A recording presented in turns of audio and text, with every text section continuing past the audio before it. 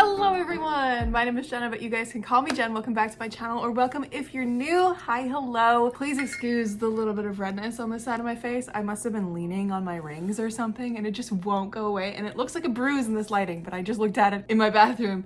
It's just red. I don't know what's going on. Anyways, hello friends. We are here today to talk about favorite authors as a concept, and also I'm going to be sharing some of my favorite authors as well, because that's what this video started out as. I originally kind of thought, and I was just like, I'm just going to share who my favorite authors are. That'll be a fun video. Yay! And then when I was actually planning it today, I was bamboozled by my own brain and the idea what constitutes a favorite author, because there's a difference between a favorite book and a favorite author. And I've also seen some people like Kayla from Books and Lala. She has a system of like, if she gives an author 5 stars or more, that makes a favorite author. And so for the longest time I kind of went on that same train of like, if I gave this author like 5 stars, that's what makes them a favorite author. But I don't know if that actually hits the right realm for me for what makes a favorite author. I think it's a lot more amorphous for me and a lot more just vibes. So we're gonna get into it. We're gonna talk about favorite authors today. Before we get any further, let me know down below who your favorite author is of all time, if you can narrow it down, or you can tell me top 3 if you like, or just a general bundle of maybes. I would love to know. I'd love to chat with you guys in the comments, so please let me know who some of your favorite authors are. I would love to know. This is how I want to go about this video. I'm trying to like wrap my mind around it at the same time as I'm filming it, which is probably not the best idea, but it's fine. You guys, we're all friends here. We're just gonna have a great time. So with favorite authors, I have favorite authors, and I also have authors that I really, really, really love. And then I also have authors who are, I will buy anything they write authors. And sometimes the authors in this category have an extensive backlist, and I haven't gotten around to buying everything yet.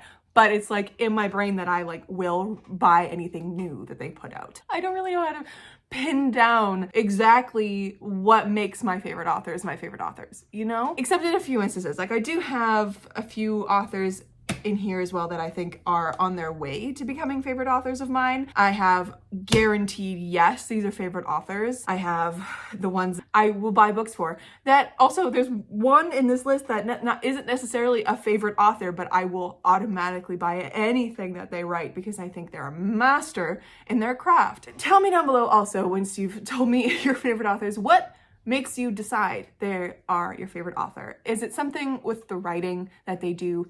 Is it just an amalgamation of the fact that every book they've written just hits somehow for you? You just find yourself absolutely adoring every single book that they've written, and so that's why it's a favorite author? Or is it something entirely different? Like, let me know how you guys judge your favorite authors. I would love to know. The 3-book rule is an interesting rule, but also hard because some authors don't have more than like 1 or 2 books out. Like, for example, Miss Erin Morgenstern. This was my favorite book of all time for a really long time, and I considered her to be one of my favorite authors. She's only written 2 books. I've only read those 2 books of hers, and she's also on the list of like, will buy anything else she writes, because homegirl is a fucking magician with words. I know for sure this one got 5 stars because it's my favorite, one of my favorite books of all time, top 2. But I don't think I gave The Night Circus 5 stars. I think it was 4.5 or 4 stars, something like that. So it, like, using the parameters that I used to have in my head of like what constitutes a favorite author, she would not count because she's only got 2 books out and I've only rated one of them 5 stars. So I don't know, you know? So I'd love to know what you guys have for your parameters for picking a favorite author. I've already held up Erin Morgenstern. She is definitely one of my favorite authors. And I think the reason why is because I admire her craft so much. And it's just, like, this story in particular is pure magic. And it's in the way that it's written, it's in the craft of the story itself, it's in the little minute sentences that she has put together. It's in every element of this book is a mastercraft, and that is why she's one of my favorite authors, because I just admire that so much, and I love reading the worlds that Erin Morgenstern comes up with. Even if like The Night Circus wasn't a complete 5-star for me, I still really enjoy the experience of being in one of her books and in one of her worlds, because they are just so beautifully crafted and wrought with almost like pure glittering magic of some kind. I don't know what she does, but it's wonderful, and I think that is why she's one of my favorite authors. Another one of my favorite authors is, of course, N.K. Jemisin, who wrote the 5th season, and who also wrote The 100,000 Kingdoms, and who also wrote The City We Became. And there is another couple books of hers that I have not read or have yet not picked up to put on my shelves, but I adore N.K. Jemisin's work so much. This is my favorite trilogy of all time, the 5th season, the Broken Earth trilogy. I think it's because N.K. Jemisin just has a way with her narrative style, her words, and her worlds that just entrances me in I have never felt the way that I have felt reading an N.K. Jemisin book, reading any other book out there. She's so brilliant with her work. I think that's why she's one of my favorite authors. There's just something about the way that she tells a story that gets me every time. Like, going into the 5th season for the first time, I didn't know where it was going. I had no idea what the multi-POV, the second POV usage, like, I didn't know what she was doing. And then when I got to the end of it, it felt like I was coming up out of the ocean for a breath of air, being like, wow, I get it. Oh my God, this is the story she's been telling this whole time. And it amazes me. And again, what she did with narration in The 100,000 Kingdoms before this, because this is her debut novel, again, it just blows me away. And even though this one is a little simpler than what she did with this one, it's still so cool. So I cannot wait to see what other stories that N.K. Jemisin has up her sleeve. Even with her latest work, The City We Became duology, this is some of the coolest sci-fi fantasy I've read. And oh, that's another thing. She also blends genre so incredibly well, because all of her work could be considered high fantasy or sci-fi. You know, like you could make arguments for both, really. And I think that's phenomenal and fantastic. In that same kind of realm, another one of my favorite authors is Brandon Sanderson. His is an interesting one because there are a few of his books that I have not there are a number of his books I have not read. He's got so many books out there, and I don't think I ever will read some of his books because they just don't interest me. Like a lot of his middle grade and YA sci-fi stuff, I'm just like, never. Homie's got so much out there.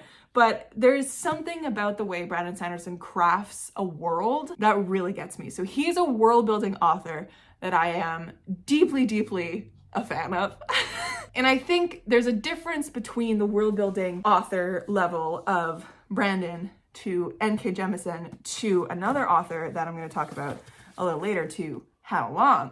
Like, there's different levels of the world building in all of these, but I think that is my favorite. No, I know that is my favorite thing about Brandon Sanderson's work, is the way he crafts worlds and how that influences his story. And I have watched his entire YouTube series where he was teaching a course in creative writing, and I studied the world building parts of it as a video many moons ago to thus craft my own world and do my own world building with the knowledge that Brandon Sanderson had to give at the time.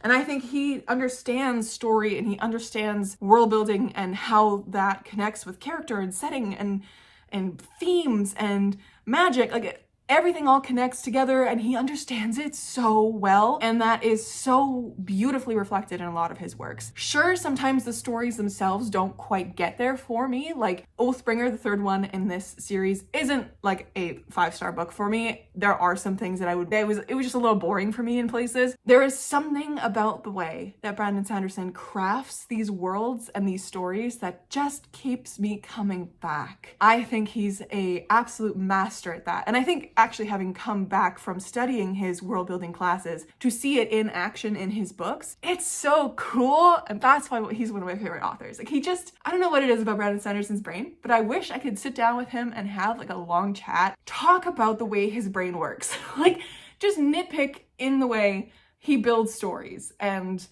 like, I understand that's what his class was, basically his brain on a whiteboard, but like, I don't know, just having the conversations I think would be really cool. Anyways, Brandon Sanderson, another one. I guess since I brought her up already, we're going to talk about Hannah Long, H.M. Long. She wrote not only the one that I held up, which is Darkwater Daughter. This is actually the Fox and Wit special edition one. The actual book looks like that. Darkwater Daughter and Hall of Smoke. Hannah Long is one of my favorite authors out there today. In general, that is what this fucking video is about, right? She's also one of the authors that I will pick up and read anything that she writes. She is an auto-buy author for me. I have her books on pre-order no matter what at the beginning of the year, no matter what they are.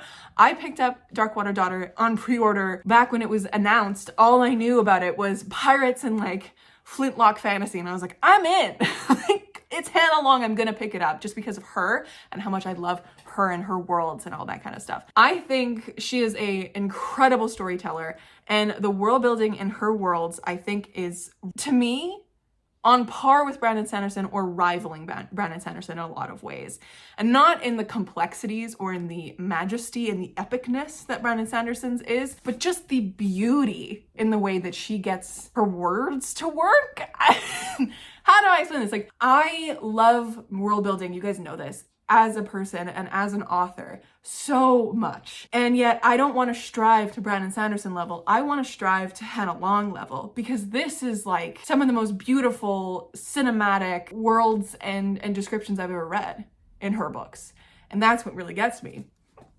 I love her work so much. There's something about the way that these easily packaged fantasy books in like a normal size fantasy book rather than 1,000 pages, right? There's something about the way it works for me, but I adore her work so much. And I think on a Hannah Long level, it's not just the world building for me, it's the story craft, it's the characters, it's the atmosphere she gets across in her writing, especially in this one, because it was just so, it felt like you were in the middle of a winter storm, you know, on a boat with Mary and Samuel, and in here it felt like you were walking through Skyrim. Like, it just was so beautiful. Like, I don't know what it is.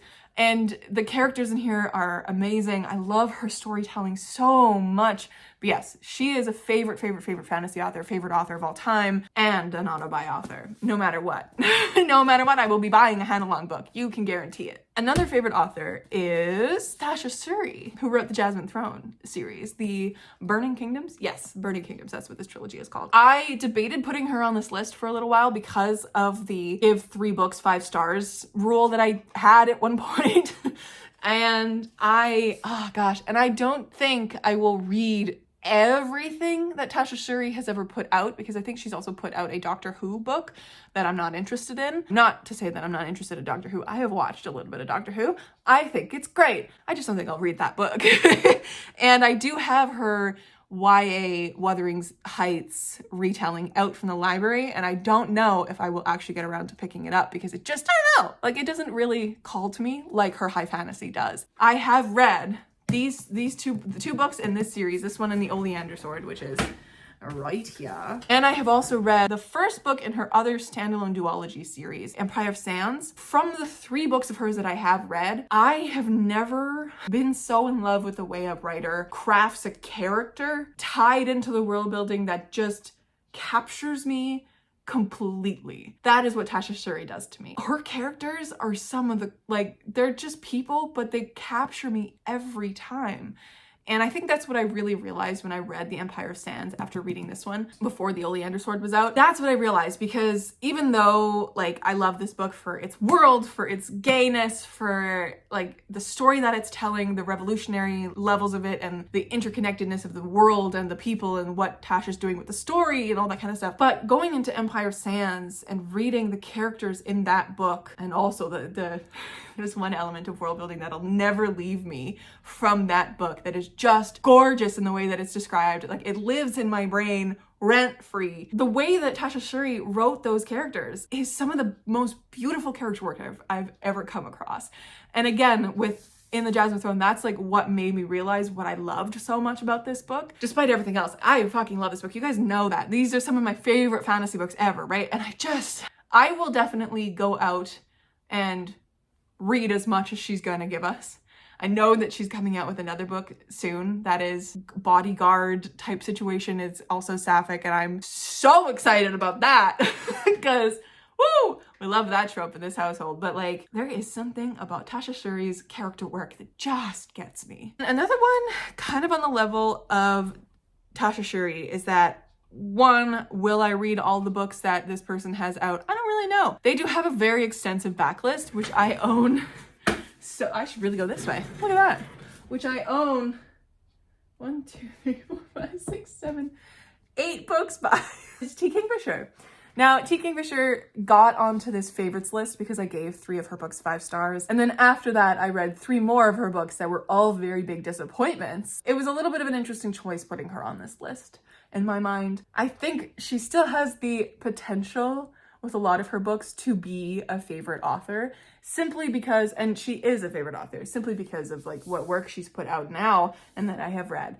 But I think also because she's more of a genre hopping author, and the way that she can bring elements from those other genres that she frequents into a fantasy or into a thriller, I think it's so fascinating what she can do and how she can bring these elements in and create such a interesting, riveting story a lot of the times in a very tiny package. And I think she's doing such cool stuff.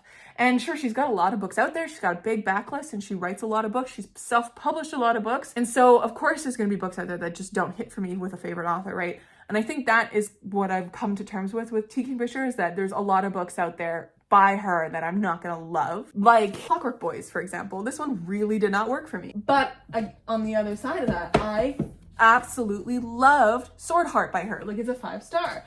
And it's like one of my favorites that I read last year. And so I think this is where like a favorite author gets interesting for me, because some of her books are not my favorite, but I still really enjoy the way she tells stories. And that's what gets me as a favorite author, you know? So I think T. Kingfisher gets the favorite storyteller type of label from this list, because we got favorite like wordsmiths, we got favorite world building people, we got favorite whatever. I think she gets my favorite storyteller award if I was giving awards in this video. Last fantasy one that I have to talk about today, I had to. My man Rick. There is no doubt in my mind he is one of my favorite authors ever and always will be. There is something about the way he writes his books and the world that he has crafted as a whole. All of his Percy Jackson world books, including the Kane Chronicles, including the Magnus Chase ones. There is something about it. I know no matter which book of his that I pick up, I'm gonna have a good time reading it. Even if we're thinking the third one of the Trials of Apollo. Like, did I have a good time in that book? No, but it was still a Rick Riordan book. There is something about the flavor of his storytelling that just gets me, and I don't get this feeling from any other middle grade author or YA author in general. This man has my entire soul at this point. The amount of times that I have read the entire Percy Jackson series, he has my soul at this point, okay? Again, I think with Rick Riordan specifically, because a lot of his books are like 3.5 stars for me. Like, they're not fantastic, amazing books, every single one of them in the series, but as a whole, you take the entire Riordan verse as a whole, it is one of my favorite worlds. If you were to ask me what world I would want to be dropped in, what fictional world I would want to live in, it would be at Camp Half-Blood or in Rome, in New Rome, you know? Like, it would be in these worlds with these kids, even though they're so dangerous. I would want to be a camp counselor. Like, I would want to go hang out with old Percy in his little Poseidon house, you know? I want to go hang out with Chiron and Mr. D. I would get Mr. D to absolutely love me. Like, this entire world, though it is so dangerous for these kids and it's such a dangerous world, I would want to live in this world. Sure, it's like the closest to our world because it's set in our world, but like in the little places that Rick has carved out in this world for his characters and for the readers that read this story, there's nothing else like it. There really is nothing else like this series. Every single one of the books, you know, if we're looking up high on my shelf there, every single one of them, all of them, all the way through here, I own them all. Okay, I own every book that Rick has written in this world, and also the extra like 1,000 Leagues Under the Sea one, The Daughters of the Deep, that he wrote. And I love them so deeply, and I will buy every book that he puts out in this world. Pretty much every book that he writes from here on out, I will be buying. There's just something, you know what I mean? That's why he's a favorite author. I think it's because it's the world and the community and the series as a whole that he has created, and the characters that he's created, and the atmosphere that he's created. I have yet to watch the fucking Percy Jackson series on TV, and I'm so nervous about it because, yeah, I didn't grow up with this series. I read this series for the first time in high school, and I actually finished it in university, or after university when I started my YouTube channel. That's when I finished the final book in this series, because I have an issue with finishing series. You guys know this. You've been around on my channel for a while. But there is just something about it. It gets me. It gets me. Sci-fi. Duh, of course I have to put Gideon on. Also, I got my books back. I got my babies back. Sophia gave me my babies back. Thank you, Sophia. My children are back. I have Gideon back. I'm so happy about it, but oh my god, okay. Speaking of wordsmiths, Tamsin Muir, wordsmith extraordinaire. This woman, favorite author, will buy anything she writes, although I don't know if she's writing anything else other than the final Gideon book, because I swear to Christ, if she's not writing that last Loch Tomb book right now, I'm gonna be so mad. Where is it? Where is Alecto? I need it desperately. The wordsmithage in these books is unparalleled. And I think what really gets me with these books is the rereadability and the intricacies of storytelling and wordsmithing, and what Tamsin is trying to do with these books gets me every time. Every time I pick up a Gideon the Ninth or Hera the Ninth, I haven't yet reread Nona, but like anytime I pick these two books up, something happens, you know? It's like my little brain starts doing galaxy things. I notice new things that I didn't notice before. I can see the little tiny like flippant word foreshadowing that she's doing, or like she's literally telling you what's going on without you realizing she's telling you what's going on until you reread the book and you go, oh no, she told me what was happening and I just didn't see it the first time. Oh girl, Tamsin, I love you. Like, this is also my favorite book of all time. Gideon the Ninth is my favorite book of all time. And I'm convincing myself that I need to reread this, which is not conducive to the massive March TBR that I have that I've been really slacking on. But you know what I mean? Like, some authors just do that to you. Like, the more you talk about the story, the more you're just like, oh my god, I need to read more of this author every day of my life. And that's how I am with Tamsin Muir. Absolutely, 10 out of 10. I will be on the Tamsin Muir fan bus for the rest of my entire life. Okay, so next one. This is another one. I think she is a favorite author of mine, this next author. And yet I haven't given all her books 5 stars. Becky Chambers. There is something about the level of humanity in these books and the connectedness you can get to other characters through Becky Chambers' works. There is just something about every single one of Becky Chambers' books, and I have read everything that she has published so far, and there is a running theme throughout every single one of these books. Even if the stories don't quite work for me, characters and the level of humanity and connection we get with every single one of these characters and the moments in these really grand stories, especially her Wayfarer's books, not necessarily the novellas, A Psalm for the Wild-Built and its companion, A Prayer for the Crown Shy. Those aren't necessarily like huge space epics, if you will, but these could be considered space operas because of how huge and interplanetary they are. But we get such a beautiful connection with the characters, and it feels so human in every single one, which is a weird thing to say because a lot of the characters in these books aren't even human. There is one of her books, the very last one, A Galaxy in the Ground Within, doesn't have a single human character in it, but you could I don't know what other word to use. Like, the humanity and the connection with the characters. You know what I mean? I don't know what other word to use, but yes, that is what really, really gets me with Becky Chambers' works. I, again, will be buying everything this person puts out into the world. I adore their stuff so much. Love. Those are all my very definite favorite authors that I can think of at the moment. Oh no. The wild card, of course, Jane Austen. Hi, I'm a classic girly.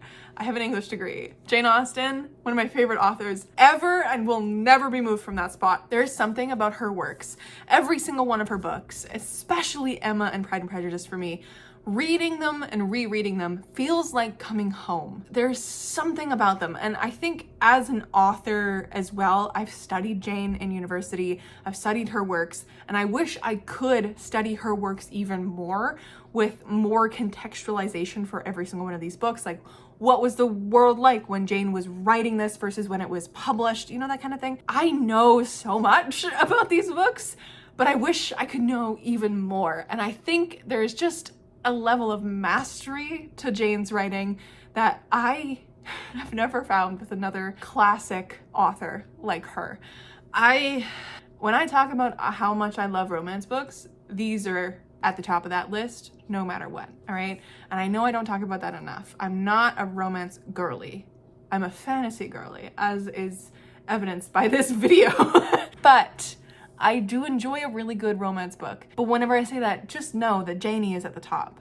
Janie is always at the top. No one will ever beat her for me. There is just something, there's witticisms, there's intelligence, there's like class criticisms in these books that just, I don't know what else I could say about Janie, but I fucking love her. All right, so now we are done. Those are all of my favorite authors. Now, there are some books, as I said before, the auto-buy authors, the immediate buys. I have mentioned a few of them. Of course, we have Hannah Long, which I've already held up. I've already mentioned Becky Chambers. I have her novella here. And I also have N.K. Jemisin, even though I know I don't have everything that she's written already on my shelves, but I will read everything that she has written eventually. We also have, of course, Tamsin Muir. And last but not least, we have another author on this list that isn't a favorite author, but another author that is an auto-buy, Shelley Parker Chan. Why? Because the mastery in these books is unparalleled, and I think that Shelley could be a favorite author. So that brings me into my next section, the could-be favorite authors. They're on the track to being favorite authors, if you will. So I have, of course, Shelley Parker Chan that I just held up, the mastery in the two books that I have read by them. This one and its sequel, He Who Drowned the World. Some of the most gorgeous, intricate historical storytelling I have ever read and will probably ever read. And I'm so excited to see what Shelley does next, because if this is what we got as their debut, what is gonna happen next, you know? I'm so excited to be on this train and following Shelley's every move, because I'm gonna be buying every single book that Shelley writes, because the mastery. Now, the other ones, I also have J.S. Dowes, or Duez, however you say her last name. She has a potential to be a favorite author, even though neither of her books that I have read have been 5 stars. Every time I think of sci-fi, I think of 2 people, and that is Becky Chambers and J.S. Dewes. I think there is a level of mastery and cinematic storytelling that J.S. Dewes has in The Last Watch and The Exiled Fleet, the 2 books that I have read by her, that I have not yet found in sci-fi books, specifically sci-fi. And so I think the more that I read from J.S. Dewes, I think J.S. Dewes has the potential to become a favorite author. I love the way these are told. It has the elements of the really big cinematic, space operatic vibes boiled down to being told by 2 people that we have such a connection with as we're going through the story, which I think is so important, especially in something as vast as a space opera. You need that human touch, and I think J.S. Dowes gets it so perfectly, just like Becky Chambers. They just have that similarity with each other, even though these are a lot more action-packed than the Wayfarers books. They're very much space opera, like I would be watching this in a movie and like dying on the couch being like, oh my god, what's gonna happen?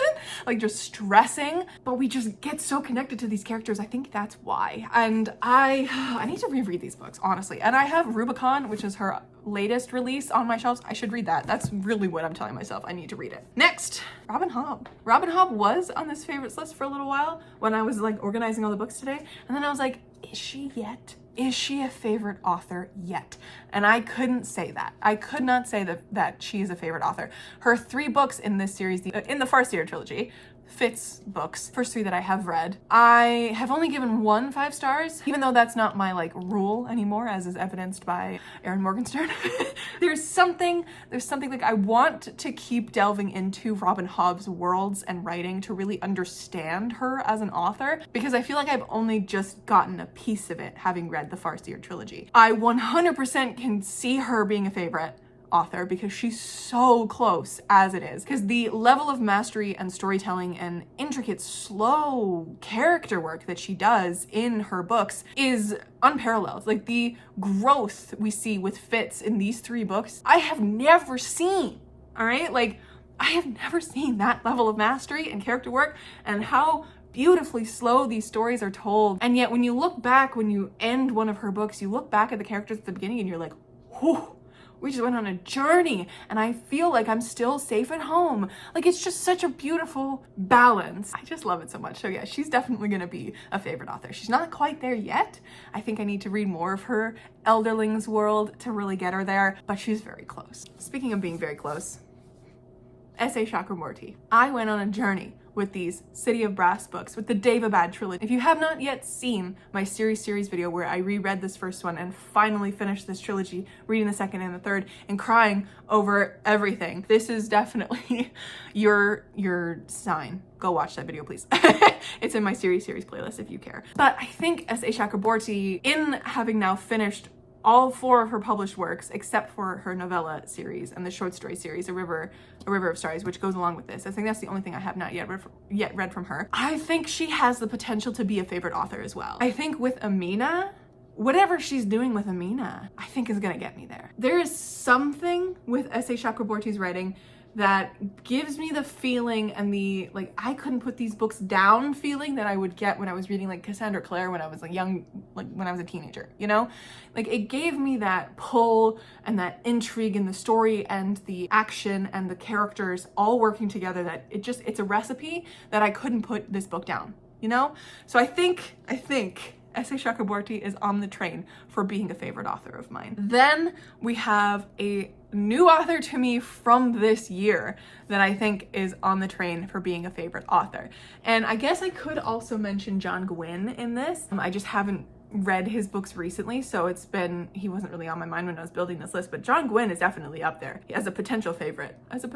But this year, I have discovered the wonders of James Islington's storytelling, with first up The Will of the Many, which I read earlier this year and fell in love with. I have not been able to get it out of my head at how incredible James Islington is with his storytelling and his, like, these are both firsts of a trilogy. And now that I've read both firsts of his trilogies, I think he has such an interesting way of setting up a story to be told.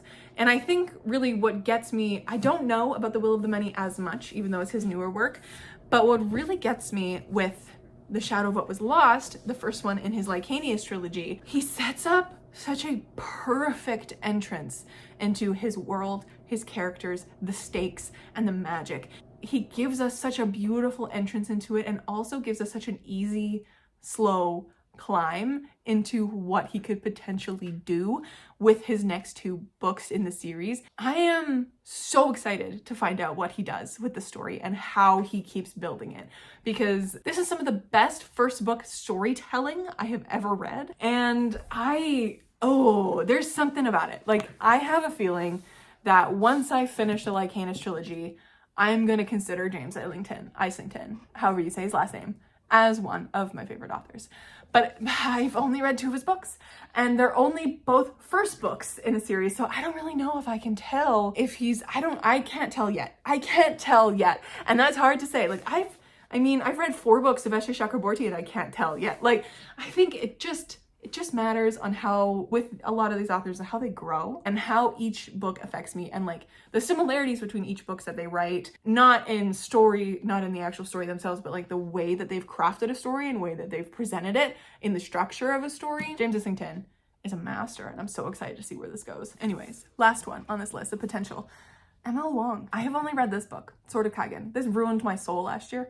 It was so good. I have her next book on my shelves, and I think she has the potential for being a favorite author. I am so excited to see that happen. Holding M.L. Wong's books and like knowing I have more of her books to read, and to see like how her writing changes from like genre change as well, or subgenre change, I should say, because the next one is like fantasy dark academia. This is like epic fantasy, right? Military fantasy vibes. I'm so intrigued to see how she handles the other genre, you know? And I think there was also, didn't she just get picked up traditionally as well with these books? I could be wrong, but I feel like we're getting another M.L. Wong through that deal that she just signed. I heard the rumblings on the internet. Anyways, there's something about the way that she told this story, The Sword of Kaigen, that spoke directly to my storytelling loving heart, that she's going to be a favorite author. Those are some of my favorite authors, if not all my favorite authors, plus potentials that might be favorite authors. We don't know. We're gonna see how the next books I read by them keep that going, I guess. Let me know down below, as I said before, who some of your favorite authors are and why. I would love to know why. What do you think of when you start considering favorite authors? I think for me, it's mostly a vibe thing, but it's also a respect for how they write the books and the elements they include in those books. As I've described, I have a respect so deep, such a deep respect and love for wordsmiths who are just brilliant linguistic masters like Tamsin Muir, and also incredible world builders and storytellers like H.M. Long, and also people who have just incredible mastery over character work, and also, you know, Robin Hobb is out there, and people who are just masters at creating worlds that feel so real, and knitting together stories with all of these elements that I've talked about, and create such masterpieces of literature. I think that's really what gets a favorite author out of me. I have so many favorite books out there that did not make it onto this list because I don't think I could consider the author a favorite author, you know? There's a difference in my mind, for some reason, between a favorite author and a favorite book. Because the book, in my mind, is something that the story itself is my favorite. I found my heart there. It moved me. It changed my life, etc., etc. It is a special ability for an author to be considered a favorite author for me, because they have to not only knock it out of the park with one story, but 2 or 3 or 4, and mesmerize me by something. World building, writing, storycraft, character work, something. They have to mesmerize me and capture me mind, body, and soul. And that is a high order. I'm not gonna lie. But I think it's kind of a cool concept to think of. Like, what to you makes a favorite author? Anyways, that's how I'm gonna leave it, my friends. Let me know down below, all that stuff. And I hope you have a wonderful day, and I'll catch you in another video very, very soon. Stay kind and keep on reading.